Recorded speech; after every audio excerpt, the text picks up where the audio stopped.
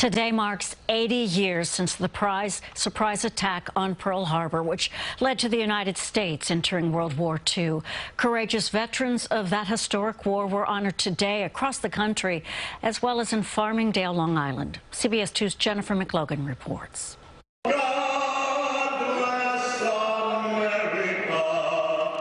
97-year-old Leonard Finns remembers the stirring words of President Roosevelt. He said, "This is a day that will live forever in infamy." That day, 80 years ago, the attack on Pearl Harbor, Hawaii, shook our country to its core. Leonard Finns was a teenage professional musician. But I did not want to remain in the band while my brothers and sisters were dying on the battlefields. Enlisting was the proudest moment of this future judge's life. Finns and 16 other Long Island World War II veterans were honored at the American Air Power Museum in Farmingdale. Jack Stahl, age 95, U.S. Navy. We escorted the transports and the merchant ships to Europe. 97-year-old Helen Wolfson volunteered in the Women's Army Corps. I went to England and France.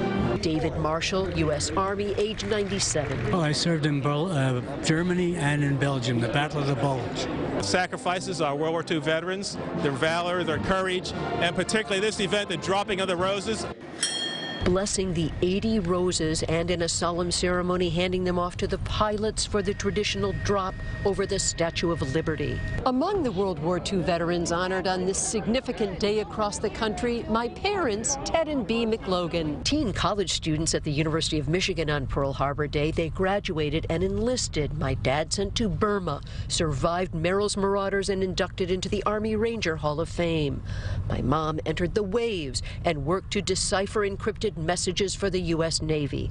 They died in recent years, but hometowns of Ann Arbor and Omena are paying tribute. Pearl Harbor Day is something that brings us all together, and I love our country as I do today, and will always until the last day of my breath.